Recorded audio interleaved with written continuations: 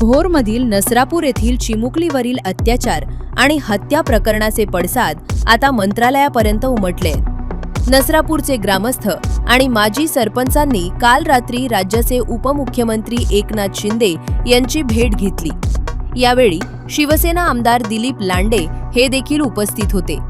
या घटनेतील नराधमाला विशेष न्यायालय स्थापन करून येत्या महिनाभरात फाशीची शिक्षा द्यावी अशी आक्रमक मागणी ग्रामस्थांनी केली आहे।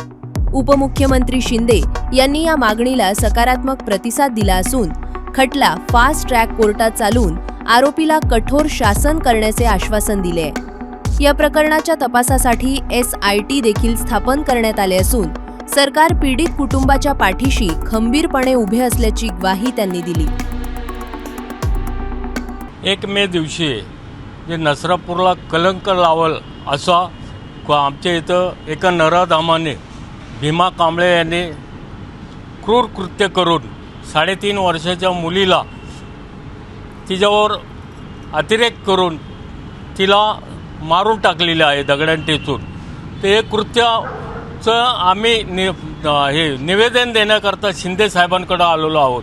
शिंदे साहेबांनी स्वतः मुख्यमंत्री असताना बदलापूरला जशी जी घटनेचं त्यांनी हे केलं त्याच पद्धतीने आमच्या नसरापूरचं जे क्रूर हत्या झालेली आहे, जो काही गुन्हा घडलेला आहे त्यावरती शिंदे साहेब आम्हाला न्याय देऊ शकतील या हिशोबाने आम्ही आत्ता शिंदे साहेबांना आमच्या भागातले आमचे मित्र दिलीप मामा लांडे यांच्या आमचे मित्र असल्यामुळं आम्ही त्यांच्याकडे गारानं घेऊन आलो आणि शिंदे साहेबांकडे आम्हाला नेऊन शिंदे साहेबांनी आम्हाला शब्द दिलेला आहे की काही झालं तरी फास्ट ट्रॅकवर हे जे आहे प्रकरण लवकरात लवकर घेऊन आरोपीला फाशीची शिक्षा दिली जाईल असं आम्हाला आश्वासन त्यांनी दिलेलं आहे।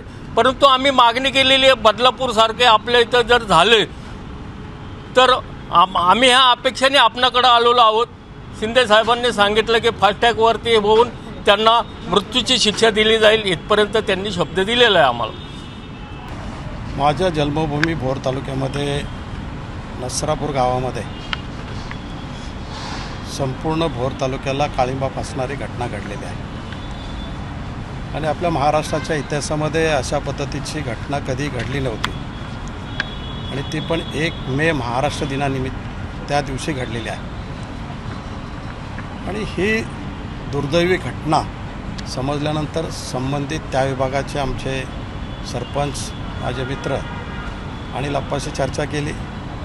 ज्यांच्या घरात ती खेळत होती ते माझा मित्र सतीश होता, त्याच्या मुलाशी चर्चा केली, त्याच्या मिसेसशी चर्चा केली आणि वस्तुस्थिती जाणून घेतल्यानंतर आदरणीय एकनाथ शिंदे साहेब या गोरगरिबाला न्याय देऊ शकतात असा जनतेचा विश्वास आहे।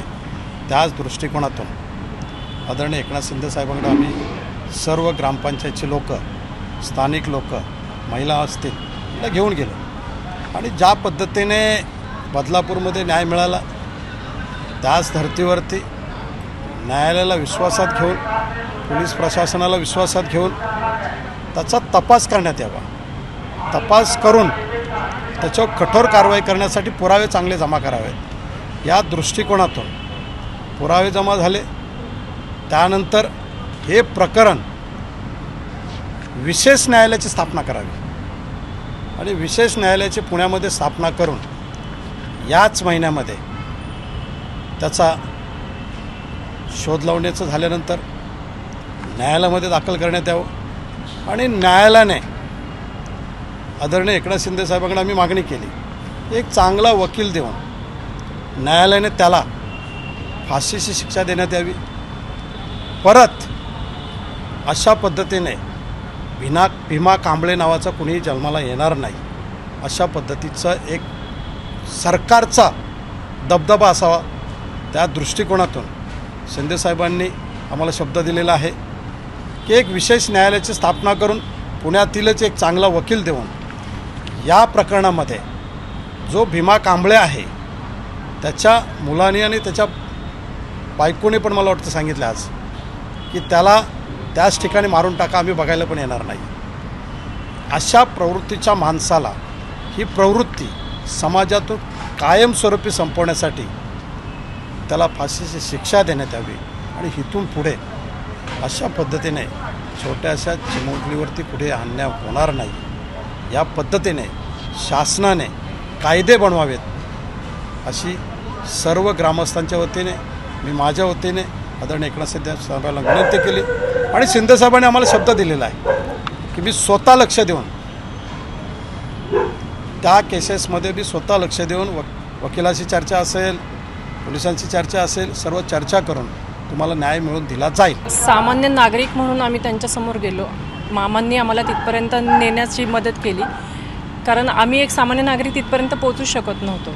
पण मामांच्या मदतीमुळे आम्ही तिथपर्यंत पोहोचलो आणि आम्ही सरांना विनंती केली, माननीय शिंदे सरांना, की आम्हाला ह्या गोष्टीमध्ये तुम्ही न्याय मिळवून द्या आणि नसरापूरला जो कलंक लागला आहे तो पूर्णपणे मिटावा, हीच आम्ही त्यांच्याकडे विनंती केलेली. आणि त्या चिमुरडीला नक्की न्याय मिळाला पाहिजे. आणि आम्हाला शिंदे साहेबांनी शब्द दिलेला आहे की मी तुम्हाला नाराज करणार नाही, सदरचा जो गुन्हेगार आहे त्याला मृत्यू मिळणार म्हणजे मिळणार. आत्तापर्यंत आमच्या नसरापूर भागात किंवा भोर तालुक्यात या पंचक्रोशीत असा जो काही गुन्हा घडलेला आहे तो आत्तापर्यंत कधीच गुन्हा घडलेला नव्हता.